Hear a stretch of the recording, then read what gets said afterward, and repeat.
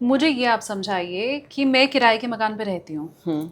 मैं 20 साल तक किराए के मकान पे रही। इस 20 साल में मैंने 4 अलग-अलग बार चेंज किया, शिफ्टिंग करी मैंने। अब आज मैं एक जगह किराए के मकान पे हूँ, मैं अपना सारा सामान उठा के जब दूसरी जगह पहुँच जाती हूँ, तो मुझे थोड़ी पहले वाले मकान में जो भी मेरे साथ हुआ या वहाँ पे जो मुझे इफ़ेक्ट कर रही थी चीज़ें, वो दूसरी जगह आके नहीं करती हैं। हो सकता है जो मेरा पहला वाला मकान था वो बहुत बंद अंधेरे कमरे में रहा और मैं दूसरी जगह आई तो बिल्कुल खुला-खुला माहौल था, मुझे लगा आहा! अब तो मैं अच्छी जगह आ गई। अब वहाँ से मैं पूरा अपना बोरिया बिस्तर बाँध के कहीं तीसरी जगह चली गई, तो मुझे थोड़ी वो जो पहला वाला घर था वो परेशान कर रहा था। तो ये आप मुझे फिर कैसे समझाएँगी कि मेरे अगर पिछले 20 जन्म हो चुके हैं, 500 जन्म मेरे पिछले हो चुके हैं, तो वो 500 जन्म जो है वो मुझे परेशान ही किए चले जा रहे हैं। अरे भई हो गया उधर जो हो गया था। राइट। वो जरूरी नहीं कि आपको परेशान करें, अबंडेंस भी दे सकते हैं। शालिनी, बहुत मेजर पॉसिबिलिटी है कि वो आपको खुशियां भी दें। वो अपना एक संचित कर्मा होता है ना हमारा, जो हम पास्ट लाइफ में करके आए हैं, वो आपको दुखी क्यों देगा, वो आपको वो खुशी भी मेरे दे पीछे सकता चल है। ही क्यों रहा है? जब मेरा पुराना मकान मेरे पीछे आज तक नहीं चल रहा है, तो चाहे उस जन्म की अच्छी बात थी या बुरी बात थी, मैं उसको क्यों आगे लेके चल रही हूँ? ये इसलिए मैं पूछ रही हूँ कि लोगों के भय का फायदा उठाने की तो ये कोशिश आकाशिक वाले नहीं कर रहे। आप नहीं, फायदा उठाने की कोशिश तो कहीं नहीं कर रही। मैं जनरली लोगों को कहती भी नहीं हूँ कि तुम मेरे पास आओ, ये आप अच्छे से जानते हैं मुझे। लेकिन अगर आप बहुत परेशान हैं, ऑफ कोर्स आकाशिक उसमें आपको बहुत हेल्प कर सकता है, क्योंकि वो आपको रूट से बताता है कि भाई आपकी ये प्रॉब्लम है। आप समझ रहे हो, आप उसी टॉक्सिसिटी में हो। आप जानते हैं आजकल किस कदर रिलेशनशिप टूट रही है। एक तो ये अर्थ की अभी डायमेंशन चल रही है कि जहाँ पे लोग फटाफट अपना कार्मिक पूरा करना चाह रहे हैं। तो कार्मिक भी ये लोग अपना पूरा कर रहे हैं कि वो ये प्लान लेकर आते हैं, जो मैंने आकाशिक में बहुत ज़्यादा देखा है, कि जितना भी हमारा पास्ट लाइफ का भी है वो अब हमें सारा ख़त्म करना है। तो अब क्योंकि अर्थ भी 3 डायमेंशन से 4 डायमेंशन से 5th डायमेंशन जा रही है, तो सारा अपना वो कार्मिक पूरा करना चाह रहे हैं। कोई भी आपको एस्ट्रोलॉजी तो मैं कर नहीं रही हूँ जो मुझे आपके बर्थ टाइम की ज़रूरत पड़े या उसकी डिटेल्स की ज़रूरत पड़े। आकाशिक खोला, आपके पास्ट लाइफ के सारे इम्प्रिंट्स देखे, आपको बताए कि ये सब कुछ है, उसे रिजॉल्व करो और अबंडेंस अपनी लाइफ में लेकर आओ। आपकी वो चीज़ इतनी मैटर करती है ना शालिनी, क्योंकि उससे आपकी पूरी लाइफ चेंज हो जाती है। आप अपने कर्स ओथ वॉव तक पास्ट लाइफ से लेकर आते हो, और कई बार आप एंसेस्टर्स का लेकर आते हो, कई बार आप अपनी जनरेशन का ट्रॉमा लेकर आ रहे हो कि आपको परिवार में पूरे खानदान में ही कैंसर होता जा रहा है, पूरे खानदान में ही किडनी प्रॉब्लम है, पूरे खानदान में ही बाएं हाथ में दर्द होता था। आपने सुना होगा ऐसे, या पूरे खानदान में ही डायबिटीज प्रॉब्लम है। हम तो इसको जीन्स प्रॉब्लम और हेरिडिटरी प्रॉब्लम बोलते हैं ना। हाँ। लेकिन वो इसमें ही चला आ रहा है और वो कर्ज लेकर आ रहा है पूरा एक जनरेशन। तो आप जो लेकर आए हो, फिर अगर आप उसको हील नहीं कर रहे हो तो आप आगे की जनरेशन में तो दे रहे हो। बीमारी को आप कर्ज का नाम कैसे दे सकते मैं हैं? इसलिए दे सकती हूँ इसको, क्योंकि कई बार मैंने इस पे जब काम किया है तो मैंने देखा है कि वो फिर आगे की जनरेशन में जाना बंद हो गया। अनदर एग्जाम्पल ऑफ दिस, मेरे पास एक क्लाइंट आए जो गुजरात से थे, सूरत से, और उन्होंने कहा कि हमारी पूरी फैमिली, मदर भी दोपहर में नहीं निकलती थी, उन्हें डर लगता था, बहनों के साथ भी ऐसे हुआ और डिवोर्सेज होते चले गए। हमारी माँ की बहुत ख़राब शादी रही, बहनों के डिवोर्सेज हो गए, हमारे यहाँ जो भी यंग बच्चा होता है वो इतना बीमार रहता है, सब कुछ है, मनी में प्रॉब्लम है, लैंड से हमें कुछ मिल नहीं रहा। जब मैंने उनके आकाशिक पूरे खोले तो इतना मेजर उनके एंसेस्टर्स का कर्ज था कि वो जो पूरा कुनबा था ना एंसेस्टर्स का, वो पूरा का पूरा उन्होंने रीबर्थ लिया कि जो हमने रहता पिछले जन्म में मचाया है, जितना भी खराब हमने किया है, अब हम इसी को आगे ले जाके सारा कुछ उसको हील करेंगे। तो पूरा आया और सब ने अब उसे कंप्लीट किया। और जब मैंने उनकी फॉरगिवनेस प्रेयर्स, बहुत कुछ होता है, सब करवाया, तो वो जब उन्होंने अब मुझे बताया आगे कि अब उनके बेटे पर से वो खत्म हो गया, जो एक था ना हेल्थ का इशू था मेजर, उनके 21-22 साल का बेटा, इतना लीन थिन, खाना लगता ही नहीं था उस बच्चे को, वो सारा उसका खत्म हो गया। उन्होंने 1-1.5 साल अभी भी मेरे से टच में है, मुझे बताया सारा कुछ, मैम ये भी कराया, टाइम लगा उसके केस में क्योंकि बहुत ज़्यादा ख़राब केस था, लेकिन वो ठीक हो गया बिल्कुल। पूरा जो एंसेस्टर्स का लेकर आया, वो पूरी जनरेशन आई, सारा कुछ वो वहीं ख़त्म हुआ और आगे फिर वो प्रोलॉन्ग नहीं हुआ, सारा चेंज हो गया। और ऐसे तो कितने केसेस होते हैं हमारे पास, जितने आए हैं कि टॉक्सिसिटी, अगर माँ का अच्छी शादी नहीं चली तो कई बार होता है ना कि बेटी या बेटे की भी नहीं चलती है, वो सारे पैटर्न लूप्स हम फिर उससे ख़त्म करवाते हैं। कई बार आप ये भी तो एज अ बर्थ मार्क लेकर आते हैं कि रिलेशनशिप ही अच्छी नहीं चल रही है। अब ये फिजिकल फॉर्म में आपको नहीं दिखेगा, ये एनर्जी फॉर्म में है, लेयर्स में है, पर ये भी एक तरह से बर्थ मार्क हो गया कि ऐसे हुआ, फिर ऐसे हुआ, फिर ऐसे हुआ। और ये एंसेस्टर्स के साथ भी होता आ रहा है और हमारी फैमिली में तो जनरेशन्स में होता चला आ रहा है ये, कि शादियाँ ही नहीं होती, शादियाँ ही नहीं टिकती, बच्चे ही नहीं ठीक रहते हैं, हमेशा बीमारियाँ ही लगी रहती हैं। एक मेरे पास क्लाइंट आई थी, पूरी जिंदगी हो गई हम हॉस्पिटल के ही चक्कर काटते रहते हैं, जब देखो तब हॉस्पिटल, जब देखो तब हॉस्पिटल, हॉस्पिटल ही नहीं निकलता हमारे स्पेस से। कितने लोग आपने सुना होगा, बहुत सारी फैमिलीज का पैसा सारा हॉस्पिटल में चला जाता है, डॉक्टर्स को ही देते रहते हैं। क्यों? क्योंकि कहीं ना कहीं वो फिर पास्ट लाइफ से लेकर आ रहे हैं और फिर उसको हम सारा हील कराते हैं, आकाशिक को देखकर सारा उनका पैटर्न और सब कुछ, और फिर हम हील कराते हैं उसको। जो शख्स आपके पास पहुंचा है उसके पास आपकी बात मानने के अलावा चारा भी क्या है? आपने कहा कि वो उनके यहाँ पे भी मार्क था और उनके इधर पीछे भी मार्क था। अब उस मार्क को देख के अगर आप कोई एक बात बता रही हैं कि इसका रिलेशन तुम्हारी पास्ट लाइफ में इस चीज़ से है, तो आप जो बोल रहे हैं वो मान लेने के अलावा मेरे पास चारा भी क्या है? तो शालिनी, सबसे पहली बात, लोग मेरे ख्याल से मैं लास्ट ऑप्शन होती हूँ जब वो सब कुंडली और सब कुछ दिखा चुके होते हैं, डॉक्टर्स को सब कुछ दिखा चुके होते हैं, देन दे कम कि यार ये ना कुछ सुपर नेचुरल चीज़ है, मतलब एक ऐसी चीज़ है जिसका शायद साइंस में जवाब नहीं है। और मैं बहुत ऑनेस्टली बता रही हूँ कि हाँ, हम जैसे हीलर्स लास्ट चॉइस होते हैं, क्योंकि आज भी एस्ट्रोलॉजी दुनिया में चलती है। लोग चाहते हैं बस परोस के आ जाए, ज़्यादा मेहनत ना करनी पड़े, हमें ज़्यादा कुछ अच्छा मतलब बुरा ना सुनने को मिले कि ऐसा ऐसा ऐसा है। लेकिन फैक्ट ये है कि जब हम उन्हें रियलिटी बताते हैं और जब वो उनकी लाइफ से मैच करती है तो वो खुद एग्री कर जाते हैं। ये बहुत गलत है कहना कि आपको हार्डवर्क नहीं करना पड़ेगा। हार्डवर्क तो आपको करना पड़ता है। जैसे अगर मैंने आपको हीलिंग बताई है, प्रोसेसेस भी होते हैं, आपको हमारे पास आना भी पड़ेगा, हम आपकी हीलिंग भी करेंगे, लेकिन हम वो चीज़ आपके ऊपर करते हैं जो शायद दूसरा और कोई नहीं करता। अनदर एग्जाम्पल, और ये भी लेटेस्ट है, महीना भी नहीं हुआ इस बात को, तो मेरे पास अभी एक लेटेस्ट फैमिली आई थी जिसका मैं काम करी थी, एंड वेरी नाइस फैमिली। और वो हस्बैंड रहते थे दुबई में, वाइफ उनकी डॉक्टर थी, तो वो यहीं रह रही थी बॉम्बे में ही, और वो अपना सारा करवा रही थी। तो जब मैंने उनके हस्बैंड का काशिक खोला तो उन्होंने लव मैरिज करी थी, और मुझे ये तो मालूम था कि उन्होंने लव मैरिज करी है, पर किस सिनारियो में करी है ये सब मुझे नहीं पता था कुछ भी।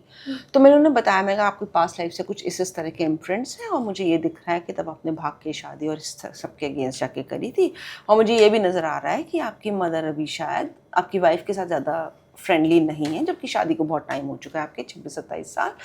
लेकिन मुझे ये भी दिख रहा है कि आपकी ऊपर आपकी मम्मी की ब्लेसिंग्स बहुत हैं।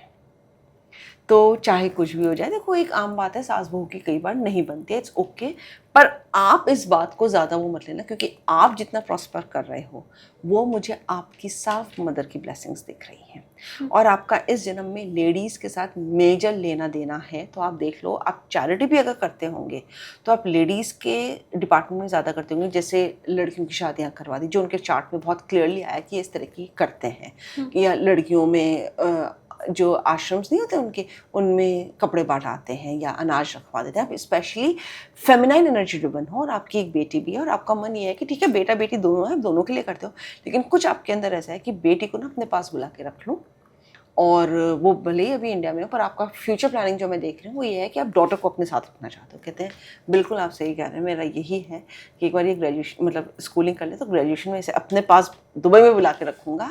हाँ, मैं चाहता हूँ कि मेरी वाइफ भी रहे, लेकिन शायद वाइफ इतने उस पर नहीं आती कि वो ठीक है वहाँ काम करे। बेटी का मेरा मन करता है कि मैं अपने पास ही रखूँ उसको, दोनों बच्चे हैं, मुझे बहुत प्यारे हैं। आकाशिक में सब निकल के आ जाता है, आप हमें बताएं ना बताएं, हमें सब पता चल जाएगा।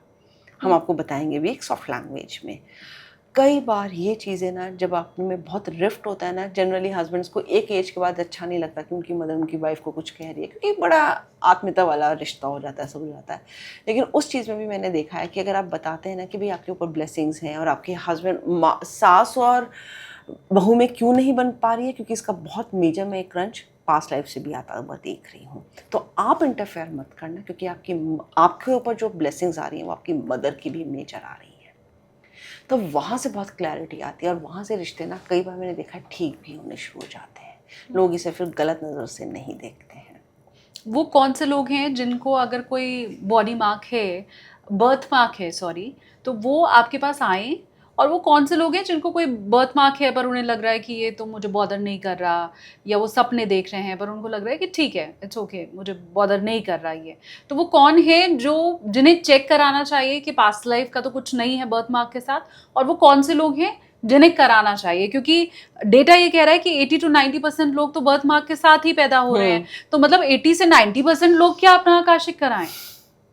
अगर आपको पैर में निशान दिखते हैं, स्नेक बाइट जैसा कोई बर्थ मार्क है, मुझे मालूम है वो स्नेक बाइट का होगा, तो प्लीज़ आके चेक कराओ, क्योंकि कहीं ना कहीं फिर आपको स्नेक से फियर होगा, और ये आप मानो ना मानो स्नेक आपकी एबंडेंस में फिर एक रोड़ा टपका देता है। अगर आप फियर में उसके हो, कुछ ना कुछ प्रॉब्लम आपको स्नेक के साथ है, तो आप प्लीज़ आओ, क्योंकि अब मैं यहाँ पे आपको खुल के बता देती हूँ कि अगर आपको बर्थ मार्क पैरों में नज़र आ रहा है, वो स्नेक बाइट से हो सकता है, और वो बहुत मेजर कुछ हो सकता है स्नेक से रिलेटेड।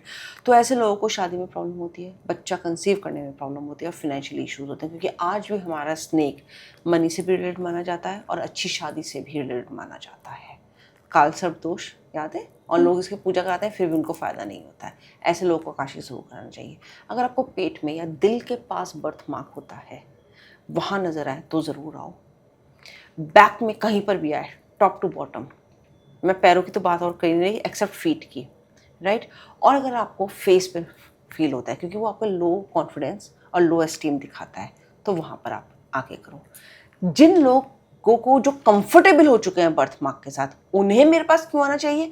क्योंकि वो सुपरफिशियल लेवल पे उसके साथ कंफर्टेबल हो चुके हैं, लेकिन वो अभी भी उस पैटर्न और लूप में फंसे हुए हैं। तो या तो उनकी लाइफ में फियर बहुत बेस्ड है, और वो फियर की वजह से बहुत सारे काम अपनी लाइफ में कर नहीं पा रहे हैं, तो उन लोगों को ज़रूर मुझे अप्रोच करना चाहिए, क्योंकि वो फिर हैमर कर रही है उनकी प्रॉस्पेरिटी को, उनकी फाइनेंशियल अबंडेंस को, उनके रिलेशनशिप को।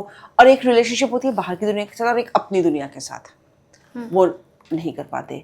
शालिनी, हमारी सोसाइटी में एक मिथ होता है कि आप अकेले ज़िंदगी नहीं जी सकते, जबकि सबसे ज़्यादा जो सॉलिट्यूड में ज़िंदगी कटती है ना, वो ही आपको बहुत आगे तक ले जाती है। तभी तो कहते हैं साइलेंस में अपनी ज़िंदगी काटो, 50 से 60 मिनट प्लीज़ अकेले अपने साथ बैठो, क्योंकि वो ही आपके बंद दरवाजे अंदर से खोलती है। अगर आपको वो प्रॉब्लम हो रही है ना, तो ये चाहे आपके बर्थ मार्क हो या आप उसके साथ कंफर्टेबल हो चुके हो, और ना हो आपके बर्थ मार्क, या अगर उसके साथ आप कंफर्टेबल हो चुके हो, तो प्लीज़ आकाशिक रिकॉर्ड्स करवाओ, क्योंकि आप बहुत ज़्यादा अंदर से स्टक हो, गुथे हुए हो, आप अपनी लाइफ में आगे मूव ही नहीं कर पा रहे हो, और ये चीज़ आपकी प्रॉस्पेरिटी को हैमर कर रही है। क्या हम किसी की बॉडी लैंग्वेज देख के या खासकर उसके फीचर्स देख के भी पता कर सकते हैं कि पास्ट लाइफ से इसका कुछ लेना देना है या नहीं? क्योंकि मैंने बहुत से लोगों को देखा है कि जिनकी फैमिली में तो सबकी एवरेज हाइट है, पर उनकी हाइट बहुत ज़्यादा है, या फैमिली में सबकी हाइट बहुत अच्छी है, पर जो बचा हुआ उसकी हाइट उतनी अच्छी नहीं है। किसी का माथा बहुत चौड़ा होता है, किसी के नाखून घर में जैसे सबकी उंगलियां और नाखून है वैसे नहीं, बिल्कुल अलग होते हैं। तो क्या ये फीचर्स देख के भी पता चलता है कि पास्ट लाइफ में मैं क्या था या थी? एब्सोल्युटली। अगर आपको बहुत माथा चौड़ा है तो बहुत ज्ञानी इंसान रहे हो आप, बहुत ज्ञानी रहे। और इस पे मैंने रिसर्च कर रखी है। अगर आपकी उंगलियां बहुत लंबी हैं, हाँ। हैं और पतली एक होती है ना, बहुत आर्टिस्टिक इंसान होते हैं वो। आप उन्हें कोई भी आर्ट का काम दो, वो बड़ी फाइननेस के साथ और धीरे धीरे आराम से करेंगे, कोई जल्दबाजी उन्हें नहीं होगी। चौड़े माथे वाले ना, एक चीज़ और मैं कहूँगी, बड़े शीतलता वाले, सरल वाले, बहुत सुलझे हुए लोग होंगे, काम अपने अच्छे से करेंगे। जिनके कंधे थोड़े झुके हुए होते हैं, उनका मोरल बहुत डाउन होता है, उनकी सेल्फ एस्टीम बहुत डाउन होती है। जिनके चौड़े अच्छे कॉन्फिडेंस वाले होते हैं ना, उनका हाई एस्टीम होता है, कॉन्फिडेंस लेवल बहुत अच्छा होता है। उन्हें आप कैसी भी सिचुएशन दे दो, वो उसे अच्छे से हैंडल करके निकल आएंगे। जिनके झुके हुए कंधे होंगे वो नहीं कर पाएंगे। उन्हें आता भी होगा ना, तो भी वो उसमें गलती कर जाएंगे, क्योंकि वो लोगों को फेस नहीं कर पाएंगे, उनमें फेसिंग इशू हो जाता है। जिनकी नाक थोड़ी दबी हुई होगी या कंधे झुके हुए होंगे, वो अपनी प्रेजेंस के साथ, खुद अपनी पर्सनालिटी के साथ अच्छे से कम्युनियन में नहीं होंगे। वो अपने आप को हाइड करना चाहेंगे लोगों के साथ। वो अपने काम को लेके बहुत ज़्यादा एक कहते हैं ना कि कॉन्फिडेंस होता है, वो नहीं होंगे। भले उन्होंने सही कर रखा है, लेकिन वो खुद डाउट में आ जाएंगे, ये सही लगेगा इसको, ये अच्छा लगेगा, ये वाकई में कम्पीट कर जाएगा। एक कॉन्फिडेंस जो लेवल होता है ना कि हाँ मैंने बड़ा अच्छा किया है, जैसा भी है बहुत बढ़िया किया है मैंने, वो उनमें नहीं होता है। और ये आप लोग आराम से देख सकते हैं। खासकर क्योंकि हम जब भी पॉडकास्ट करते हैं तो उसमें महिलाओं की हम ज़रूर बात करते हैं, और बहुत सी फीमेल व्यूअर जो मेरी हैं वो कमेंट करके जब बताती हैं तो मुझे पता चलता है कि आपकी प्रेजेंस जो फीमेल व्यूअर है उनमें तो बहुत ही ज़्यादा है। मेल कनेक्ट करते ज़रूर होंगे, पर आई डोंट नो आपके पास क्या रिव्यू है, पर मैं जो कमेंट्स पढ़ पाती हूँ उसमें जो फीमेल मेंबर है वो बड़ा प्रभावित आपसे होती है। तो क्या कोई ख़ास बर्थ मार्क आपने ऐसा फीमेल व्यूअर जो मेरी देख रही हैं उनके लिए आप कुछ बता पाएंगी कि तुम महिला हो और ये अगर तुम्हारे बर्थ मार्क है तो ऐसा रहा होगा? मतलब आई एम तो वेरी हैप्पी। मैंने, अब मुझे नहीं पता इसमें और लोग क्या कहेंगे, लेकिन मैंने जो रिसर्च करी है, अगर आपके आंखों के नीचे कहीं पर कुछ एक्ने टाइप है, पिगमेंटेशन है, या आँख के अंदर तिल है, तो आप प्लीज़ मास्क पहने हुए हैं, आप क्लैरिटी से चीज़ें नहीं दिख रही हैं। आप मतलब? आप देख नहीं पा रहे हैं चीज़ें, और इसका पास्ट लाइफ से है क्योंकि आप पर्दा डला हुआ है, आप सच्चाई नहीं देख रहे हो। पिगमेंटेशन अगर आँख के नीचे कहीं पर भी है, दोनों आँख में से, ये नहीं कि लेफ्ट या राइट, या आँख के अंदर तिल भी होता है कुछ लोगों के, 100 में से एक आदमी आपको मिल जाएगा जिसकी आँख के अंदर तिल होगा, राइट, या 200 में मिल जाएगा आपको एक आदमी जिसके आँख के अंदर तिल होगा। अगर आँख का, ये मैं पूरी गारंटी के साथ कहती हूँ कि मैंने इस पर काम किया, देखा है लोगों का, वो लोग सच्चाई से दूर भागते हैं, वो सच देखना ही नहीं चाहते हैं। लोग आराम से इससे रिलेट कर सकते हैं, मैं बिल्कुल बैंग ऑन इन्फॉर्मेशन दे रही हूँ। कई लोगों के लिप्स पे होते हैं पिगमेंटेशन आ जाती है, या वो कुछ भी स्मोक नहीं करते, कुछ ऐसा नहीं करते, पर होठ एक तरफ से पपड़ी वाले हो जाते हैं, या कुछ अजीब सा तिल वैसा रहता है। उन्हें बहुत ज़्यादा प्रॉब्लम होती है अपनी बात को आगे रखने में, वो नहीं बोल पाएंगे, दिल खोल के जो बोलने वाली बात होती है ना, वो नहीं कर पाएंगे। और जब वो आप उस पर काम कर लेते हो और अपने आप को अवेकन कर लेते हो, उस सिचुएशन से निकल आते हो, मैंने ऐसा भी देखा है, फिर उनका वो पिगमेंटेशन या मस्सा खत्म हो जाता है। अच्छा, वो खत्म हो जाता है। ये एक इंडिकेशन है कि भाई इस पे काम कर लो, क्योंकि आपकी बॉडी के ऑर्गन्स, आपकी बॉडी पूरी बता रही होती है कि भाई ये इशू है, ये इशू है, ये इशू है, इसे तुम रिजॉल्व कर सकते हो। आपको इंडिकेशन सारा कुछ अपनी बॉडी से मिल जाता है, आप उस पर काम करते हो। मैंने आपके स्टार्टिंग में क्या कहा था, बर्थ मार्क भी तो विद टाइम फेड हो जाते हैं। हाँ, अवेयरनेस के साथ आपने उसके ऊपर काम कर लिया, नोइंग आ गई, या तो सपने के थ्रू कर लिया, तो जरूरी थोड़ी है कि आप हीलर के पास जाओ, कई बार आपको सपनों के थ्रू भी हो जाता है। काम करने का मतलब क्या है? हीलिंग। मैं आपके पास अगर आई और आप ये बोल रही हैं कि तुम्हारी ये जो प्रॉब्लम है, इशू है, ये पिछले जन्म से आ रही है, तो उसमें काम करो कैसे किया जाता है? हीलिंग के थ्रू हम करते हैं एनर्जी हीलिंग, जिसमें हम लेयर बाय लेयर आपके ऊपर काम करते हैं। वो प्रोसेस होता है जिसमें या तो मैं आपसे करवाती हूँ या मैं खुद भी करती हूँ, वो मैं बात करके और पूरा देखकर साइकिकली वो मैं डिसाइड खुद करती हूँ कि मुझे कैसे करना है इसमें और क्या सही रहेगा, उस हिसाब से मैं करती हूँ, और उसके ही बेसिस पे वो रिलीज हो जाता है। तो लोग अगर ये सोचते ना बस ये तो परमानेंट हो गया, ऐसा अब ठीक नहीं हो सकता, ये बिल्कुल गलत है। ये आप कुछ भी क्योर कर सकते हैं अगर आपको सेल्फ डाउट ना हो और आपको अपने साथ कमिटमेंट है, तो आप आराम से उसे हील कर सकते हैं। और ये कितने सेशन में होगा या कितना समय इट इसमें टेक्स लगेगा? टाइम शालिनी। देखो एकदम से होता नहीं है, एकदम से ज़्यादा भी नहीं है, कुछ लोगों का चला भी जाता है। जैसे 4.5 दिन का मैंने बताया ना कि बहुत ख़राब वाला सोराइसिस था, और वो उनको 20% उनको रिलीफ दिखा, और उसके बाद भी उन्होंने मुझसे टच में है, कहते हैं मैम नहीं हील होता जा रहा है, मेरी वो वाली कंडीशन नहीं रही जो मैं बिल्कुल बिस्तर पर पड़ जाता था, मैं बाहर का खाना नहीं खा पाता था, मुझे दिक्कत होती थी, वो अब मेरा ख़त्म हो गया है सारा का सारा। तो हो जाता है, जब बहुत ख़राब कोई केस होता है देखो उसमें टाइम लगता है, और कुछ में जो इतने खराब नहीं होते वो फटाफट हो जाते हैं। उसमें तो वो तो depend on the persons energy levels, वो हम कभी नहीं बता पाते। मैं जो बात आपसे पूछ रही हूँ ये मैं पहले पॉडकास्ट में पूछ चुकी हूँ, लेकिन आज मैं दोबारा से पूछ रही हूँ क्योंकि उस पॉडकास्ट के बाद मैं कुछ ऐसे लोगों से मिली जिन्होंने मुझे ये बात कही कि मैं एक आकाशिक रिकॉर्ड रीडर के पास गया, उसने मुझे मेरी 4 से 5 पूर्व जन्म की जो बातें और कहानियाँ बताईं। जब मैं दूसरे के पास गया तो उसने मुझे कुछ और कहानियाँ बताईं। 1-2 लोगों का ये भी क्लेम था कि मैं एक ही आकाशिक रिकॉर्ड रीडर के पास बार बार जाता रहा, लेकिन 7 से 8 महीनों में मुझे मेरे जितने भी पूर्व जन्म दिखाए गए, वो अब 7-8 महीने के बाद मुझे ऐसा लग रहा है कि मतलब हर बार जाकर के एक नई कहानी ही बस जान लेना है। शुरू में मज़ा आया, 1 बार 2 बार के बाद लगा कि चलो ठीक हो जाएगा, पर जैसे-जैसे समय बीतता गया मुझे ये मालूम चलता रहा कि it is just for fun. मैं गया, मुझे मेरी एक पास्ट लाइफ पता चल गई, शुरू में मैं बहुत हैप्पी था, बट वो एक सिलसिला शुरू हो गया। तो हम हर बार किसी नए के पास जाएं और वो हमें नई कहानी बता दे, फिर दूसरे के पास जाएं वो हमें कुछ और कहानी बता दे, फिर तीसरे आकाशिक रिकॉर्ड रीडर के पास जाएं, क्योंकि हम भारतीयों की एक आदत ये रहती है कि हम वेरीफाई ज़रूर करते हैं, क्रॉस चेक ज़रूर करते हैं। तो वो क्रॉस चेक करने के बाद में तीसरे के पास जब गया तो वो कह रहा है कि तुम्हारी इसी परेशानी के पीछे ये वाला जो बर्थ है तो वो ऐसा है। तो ये लोग भ्रमित हैं अब कि ये तो बस कहानियां बताई जा रही हैं।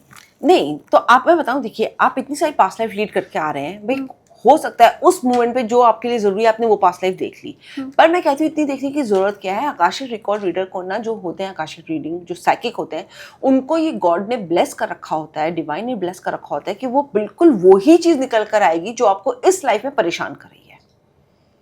आप समझ गए, इस लाइफ में जो आपको परेशान कर रही है, जहाँ पैटर्न्स लूप्स आप लेकर आए, तो आपको सारी लाइफ देखने की जरूरत भी नहीं है। मैं भी वो लाइफ्स बताती हूँ जिनका इम्पैक्ट आपकी प्रेजेंट लाइफ पर आ रहा है, वो आपको रिजॉल्व करवाओ, and then you are happy to go. क्यों जाना है बार बार?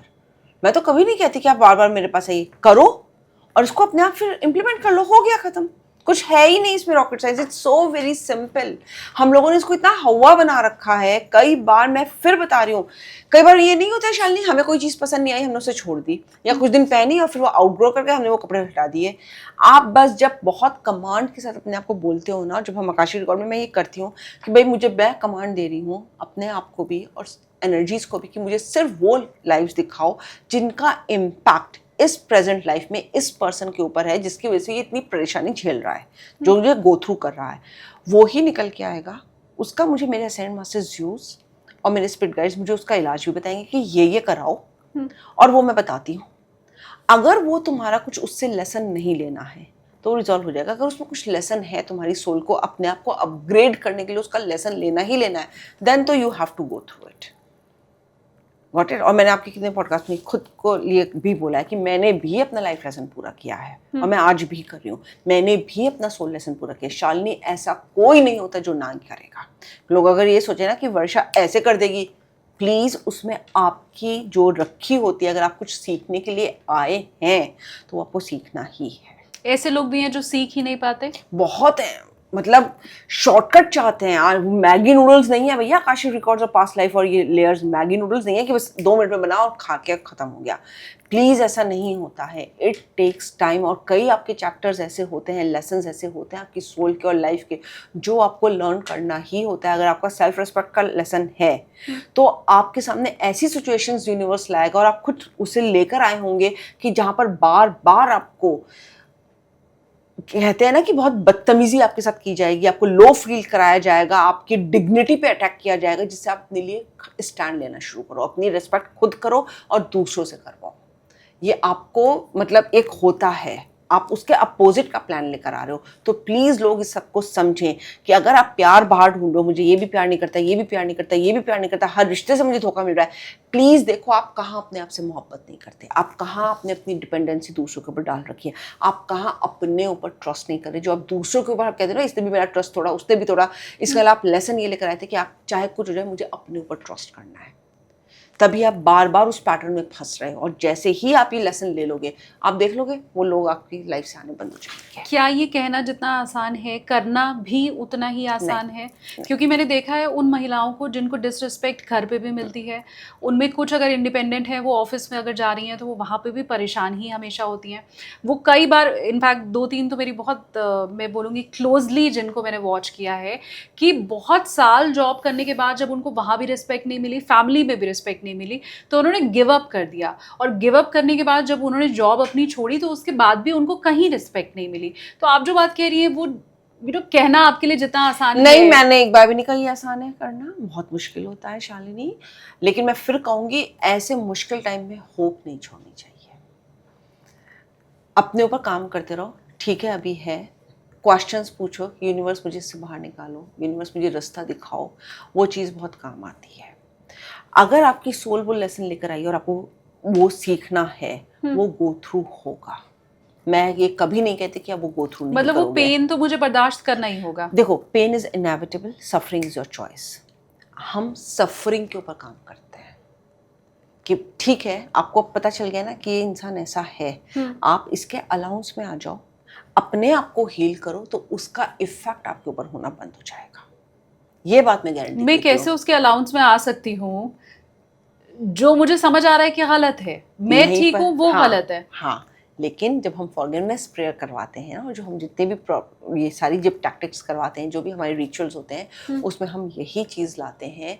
एक तो सही और गलत कुछ भी नहीं है शालिनी। आपको इस मोमेंट में वो सही और गलत लग रहा है, आपको नहीं पता उससे पास्ट इंसिडेंसेस क्या जुड़े हुए हैं जो वो अब ये एक्शन ले रहा है। मुझे करना भी क्या है? जिसने मेरे साथ गलत किया है उसने गलत किया है, मैं उसको माफ करूँ क्यों? हाँ, लेकिन फिर वो तो पेन आपको दे रहा है ना। आप समझो, आज अगर मैं आपके ऊपर गुस्सा कर रही हूँ शालिनी किसी चीज़ को लेकर, ठीक है, आप तो एक बाद में आते हो, वो गुस्सा मेरे अंदर है ना, वो मुझे परेशान कर रहा है।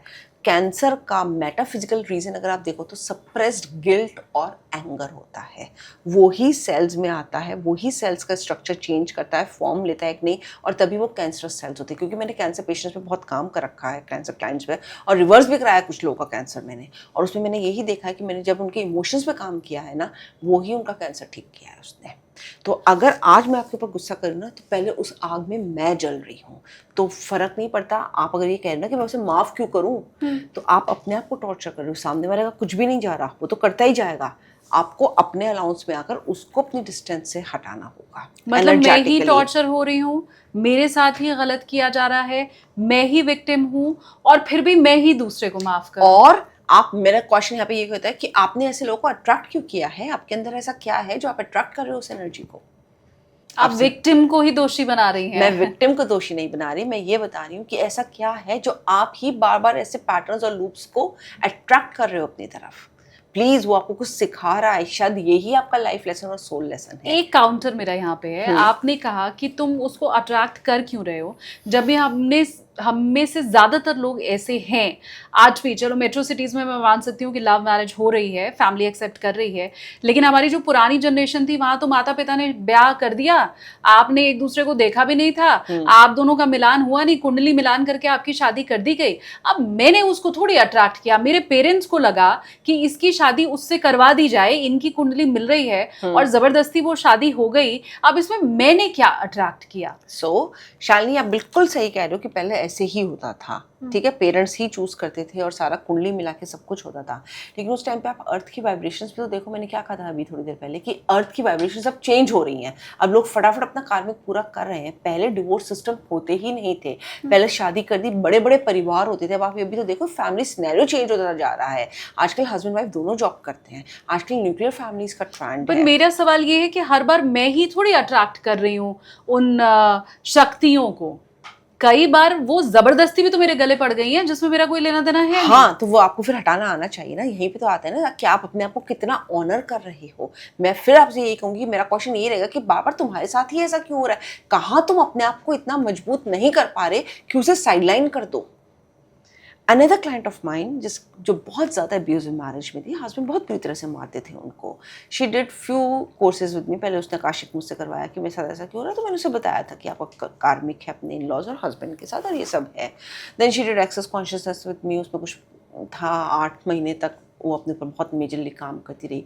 फिर एक दिन उसका मेरे पास फ़ोन कॉल आया, वर्षा पता है, मेरे हस्बैंड ने जैसे ही मारने के लिए हाथ उठाया ना, मैंने उसका हाथ ऐसे पकड़ लिया, जबकि मैं उसके सामने लीन एंड थिन हूँ, मेरा हस्बैंड वेल बिल्ड बॉडी है। और मैंने बड़ी फर्मनेस के साथ कहा, हिम्मत मत करना मुझे हाथ लगाने की भी, सोचना भी मत कि अब मैं पहले जैसी हूँ, मैं तुम्हें अरेस्ट करा दूंगी। And she was a house wife, कुछ कमाती नहीं थी, पर जिस कन्विक्शन के साथ उसने बोला था ना, उसने कहा मेरा हस्बैंड हट गया था पीछे। ये चीज़ लाती है हीलिंग आप में। इर्रेस्पेक्टिव, हमारे एक आज भी टैबू है कि अगर तुम जॉब करते हो, अपना कमाते हो, तो तुम्हारे ऊपर कोई हाथ नहीं लगा सकता। मैं कितनी लेडीज़ को जानती हूँ जो अपना अच्छा खासा अर्न करती हैं, फिर भी उनकी फैमिली में कोई रिस्पेक्ट नहीं है। It has nothing to do with that. ये आपकी अंदर की एनर्जी हो रही है। जो मैंने आपसे कहा कि आप ऐसा अट्रैक्ट क्यों कर रहे हो, जैसे ही आप अपना वो रिलीज़ कर देते हो, अपने लिए स्टैंड लेने लगे, अपने आप को ऑनर करने लगे, अपनी सेल्फ रिस्पेक्ट में आ गए, आपके साथ दूसरा बदतमीजी करेगा ही नहीं, क्योंकि आप अपने लिए स्टैंड ले रहे हो। तो आप ये कह रही हैं कि एक वो पूरी पीढ़ी जहाँ पर महिलाओं ने अपने ऊपर अत्याचार सहा है और जहाँ पर उनको रिस्पेक्ट नहीं मिली है, आज के कुछ साल पहले ही पीछे, कुछ दशक पीछे ही हम चले जाएं तो वो तस्वीर हमें दिख जाएगी। बिल्कुल। गांव में तो खास करके दिखाई दे जाएगी। तो आप ये कह रही हैं कि वो एक पूरी पीढ़ी जो थी उसको वो रिस्पेक्ट इसलिए नहीं मिली क्योंकि उसने खुद को रिस्पेक्ट नहीं दी। पूरी पीढ़ी ये सीरियसली मैम, और मैं तो ये बात बहुत डंके की चोट पे कह रही हूँ, लोग जरूर रिलेट करेंगे। हमारी दादी नानी कहाँ कुछ पति के आगे पीछे घूमती रहती थी। उनकी दिनचर्या, बच्चों ने खाया, रसोई का काम, ये सब कुछ होता था, सिल बट्टा था मेरे मायके में। नहीं, पर मैं रिस्पेक्ट अपनी नहीं कर रही हूँ इसलिए ये मेरे साथ हो रहा है। ये इसमें कहाँ आया बीच में? क्योंकि आप अपने ऊपर तवज्जो ही नहीं दे रहे कि जो भी जैसा आपको बोल रहा है, जैसा भी आपके साथ कर रहा है, आप अपने आप को इतना ज्यादा नीचे डाल चुके हो, क्योंकि आपने जनरेशंस में होता हुआ यही देखा है, तो आपने यही सीखा अपने बड़े से कि बोलना ही नहीं है। लेडी का जन्म ही आदमी को सेटिस्फाई करने के लिए हुआ है, आदमी के आगे पीछे घूमने के लिए हुआ है। पर क्या आज की तारीख में 50-60% लेडीज इस बात को मानेंगी? नहीं मानेंगी, क्योंकि अब वो उससे एग्री नहीं करती हैं। वो अपने लिए स्टैंड लेती हैं शालिनी। समाज बदल गया है, सोच बदल गई है, औरतें पहले से ज्यादा पढ़ने लिखने तो लग अर्थ गई की है। फ्रिक्वेंसी बदली है तभी तो ये वो- सब कुछ हो रहा है। पहले सती प्रथा होती थी, अब होती है क्या? मैं इसमें सिर्फ कहना ये चाह रही हूँ कि पहले की औरतें अगर वो नहीं कर पा रही थी और आज की औरत अगर वो कर पा रही है, तो इसको हम पास्ट लाइफ से जोड़ने की जगह, या हम खुद की रिस्पेक्ट नहीं कर रहे हैं इसकी जगह, हम ये क्यों नहीं मान रहे हैं कि क्योंकि मैं पढ़ी लिखी ही नहीं हूँ, मैं या तो पिता पे आश्रित रहूंगी या पति पे आश्रित रहूंगी, तो समाज ने ये कहा कि पिता पे आश्रित होने की जगह पति पे आश्रित होना ज्यादा बेहतर है, आवाज में कैसे उठाऊं? मैं ये कहना चाह रही हूँ कि जो परिवर्तन आया है वो पास्ट लाइफ से जुड़ा हुआ कहाँ है? परिवर्तन ऐसे ही जुड़ा हुआ होता है पास्ट लाइफ से, क्योंकि आप वो ही पैटर्न्स लेकर पास्ट लाइफ से आ रहे हैं। तब भी आपके साथ ऐसा हुआ, आप उस लूप से निकले नहीं, आप उसके अलाउंस में नहीं थे, फिर ऐसा हो रहा है इस लाइफ से। और ये चीज़ मैं आपको 100% गारंटी के साथ कह सकती हूँ। आपको क्या लगता है शालिनी, बहुत लोग इस बात को एग्री नहीं करेंगे, पर आपको नहीं लगता कि ऊपर के रिल्म में रिलीजन होता ही नहीं है, सिर्फ स्पिरिचुअलिटी होती है, कोई जजमेंट नहीं होता? ये तो बात तो आप भी मानेंगी। राइट। एस्ट्रोलॉजी भी ये मानती है कि आप कितने बर्थ लीड कर चुके हैं, आप हर तरह का बोल कर रहे हैं, क्योंकि ऊपर जितना भी मैंने आकाश रिकॉर्ड्स किया है वहाँ पे कोई रिलीजन डिफाइन नहीं होता। आप एक सोल फैमिली के साथ आते हैं, आपको इसे अपना कर्मा पूरा करना है, चलो ठीक है, ये आपका क्या इस रिलीजन में होता है या उस रिलीजन में होता है, से बाबा। मैंने एक आकाशी रिकॉर्ड्स किया है जिसमें उस आदमी ने कहा, जिसका मैंने देखा कि उसे बहुत सेवा भाव करना था, बहुत ज़्यादा काइंडनेस में जाना था और चैरिटी करनी थी और बहुत ज़्यादा दूसरों का भला करना था काम करके उनका, तो उसने सिख फैमिली में जन्म लिया। हम सब जानते हैं सिखों में सबसे ज़्यादा सेवा भाव होता है, उनके यहाँ कुछ भी वैसा माना नहीं जाता। ठीक है, वो लोग कड़ा पहनते हैं, कटार अपने साथ रखते हैं, बाल बढ़ाते हैं, दैट्स अ डिफरेंट थिंग, उनका बिलीफ है, लेकिन वो आज भी सबसे ज़्यादा सेवा कैसे करते हैं? लंगर बना के। और बड़े से बड़ा आदमी भी शू रैक में आपके जूते उठा के रख देगा, वो अपनी आइडेंटिटी को सेवादान होता है, सेवादान होता है वहाँ पे। वो ये लेसन लेने के लिए आया था, इसलिए इसने वो रिलीजन चुना था। ऊपर के रिलीजन में, ऊपर के रिल में सिर्फ और सिर्फ स्पिरिचुअलिटी होती है, जिसे हम कहते हैं सब एक समान है। तुम्हें अपने चैप्टर्स पूरे करने, अपनी सोल की अपग्रेडेशन के लिए, एनलाइटनमेंट, मोक्ष में ले जाने के लिए, तब हम रिलीजन चूज करके आते हैं। मतलब मैं जिसके हिंदू साथ हूँ, मुसलमान ये हूँ। सब आप, क्योंकि जो आप एजेंडा लेकर आई हैं उस हिसाब से वो मैच कर रहा है, इसलिए आ रहा है। नेक्स्ट चीज जो शायद लोगों को अटपटी लगे, पर जिसके साथ आपका सबसे ज्यादा कार्मिक होगा ना, आप उसे अपना स्पाउस और फैमिली पार्ट लेकर आओगे। नहीं तो ऊपर के रिल्म में भी कोई शादी ब्याह कुछ नहीं होता। मैं इस बात को कैसे गारंटी के साथ कह सकती हूँ? आप आदिवासियों में चले जाओ, वहाँ पे जैसे ही लड़के की मेंसेस स्टार्ट होती है, उसकी कुटिया घर के बाहर बना दी जाती है और 30 दिन अलग अलग जेंट्स उसके कुटिया में आते हैं। एंड दिस इज प्रूवन, लोग गूगल कर सकते हैं, ठीक है। वहाँ जाते हैं और जब वो 30 दिन बाद प्रेग्नेंट होती है तो वो पूरा कबीला उसे अपना बच्चा मानता है, क्योंकि पता ही नहीं किसका बच्चा है। एंड दिस इज प्रूवन, ये आप भी जानती होंगी ये बात, ये होता है, राइट? क्योंकि आज भी बहुत जगह पे मैरिजेस होती ही नहीं है। जिसके साथ आपका कॉन्ट्रैक्ट है वो आपकी स्पेस में आएगा, पूरा करेगा, चला जाएगा। Marriage is a human made concept, not in the higher realms. Higher realm में आप कैसे अपना स्पाउस है वो चूज करके आते हो, वहाँ पे भी स्पाउस और उसका वो नहीं होता। उसमें ये होता है कि भैया इसके साथ मुझे सबसे ज़्यादा कार्मिक अपना पूरा करना है, तो चलो मैं इसे इस रिलेशन में इस तरह की सोल फैमिली को चूज करके आ जाता हूँ। That's it. मेरा तो आज भी बिलीफ है कि शादी 7 जन्मों का बंधन होता है, 7 फेरे हम लेते हैं और ये वचन देते हैं कि सिर्फ इस जन्म में ही नहीं, अगले 7 जन्मों तक तुम मेरी पत्नी या तुम मेरे पति रहोगे। और हम में से जिसने भी, क्योंकि आप पंडित जी आपको हिंदी अर्थ भी बताते चलते हैं श्लोक का, बड़े अच्छे और एंटरटेनिंग पंडित जी अब होने लग गए, तो वो हमें बाकायदा जब श्लोक का अर्थ बताते हैं और वचन दिलाते हैं तो ये कहते हैं कि ये 7 जन्मों का बंधन है। सोशालिनी में यहाँ पे ना किसी रिलीजन को नहीं लाऊंगी, लेकिन आप देखिए हमारे यहाँ कुंडली मिलाई जाती है, हमारे यहाँ ग्रह नक्षत्र देख के शादी ब्याह होता है। पर सिखों में, क्रिश्चियंस में और मुस्लिम्स में सिर्फ संडे को शादी होती है। आप देख लो, सिर्फ संडे। हमारे यहाँ भी बहुत हद तक, हिंदूज में भी ये छुट्टी वाले कॉन्सेप्ट के हाँ, चलते होने लगा है ना, लेकिन इनके यहाँ तो शुरू से ही होती है और दिन की शादी होती है, चाहे वो चर्च हो, गुरुद्वारा हो, चाहे निकाह हो। मॉर्निंग में होगा, संडे को होगा। वो कोई ग्रह नक्षत्र कुंडली देखकर ये कुछ नहीं करते। Again this is a man made concept. Higher realms में जितना मैंने आकाशिक किया है उसमें ये आया कि इसका सबसे ज़्यादा तुम्हारे साथ कॉन्ट्रैक्ट है, तो चलो इसे इस फ्रेम में लेकर आओ, क्योंकि ये तुम्हारा सबसे ज़्यादा नियर उसमें रहेगा, तो इसके साथ तुम्हारा सबसे ज़्यादा खत्म हो जाएगा, जल्दी से खत्म होगा। इसलिए हम वो चॉइस बना कर आते हैं, वरना वो कई जन्मों में खत्म होगा। नहीं तो वो कई जन्मों में खत्म होता है। हालांकि ये मुझे लगता है बहुत बृहद एक टॉपिक है और इस पर हमें अलग से चर्चा करनी चाहिए, क्योंकि इतने भर से मेरा मन नहीं भरा है। अभी कुछ और सवाल मेरे मन में है। मैं आपको इसमें और भी डिटेल बता सकती हूँ, मुझे मालूम है ये टॉपिक इससे रिलेटेड नहीं है, लेकिन आप देखो अगर कोई जेंट्स लेकर आया है अपने आकाशीय रोज, जितना मैंने देखा वो मैस्कुलिन एनर्जी लेकर आता है। वो घर के बाहर के काम करेगा, जॉब करना, कमाना, घर की देखरेख करना, वो इतना इमोशनल नहीं होता क्योंकि उसके प्रोटेक्टर की एनर्जीज होती हैं आकाशीय रिकॉर्ड्स में। और फीमेल्स की होंगी नर्चरिंग, केयरिंग, काइंडनेस की एनर्जीज। आप देख लो आदमी चाहे बाहर जितना थका हुआ है, जितना उसके साथ कुछ भी हो रहा है ऑफिस में, वो घर आके वो सारी बातें नहीं बताता क्योंकि वो इनबॉर्न जेंट्स पे होता है। मैंने कितने आकाशीय रिकॉर्ड्स में टैली कर रखी है चीज़ें। आप देख लो gender wise masculine feminine energies होती है, कितना डिफरेंस होता है। और फेमिनाइन एनर्जी आपने कैसे बहुत नर्चरिंग, केयरिंग एंड काइंड वाली लविंग एनर्जीज। लविंग मैस्कुलिन भी होती है लेकिन वो डिफरेंट वे में होती है। लविंग वो प्रोटेक्शन वाली एनर्जी होती है।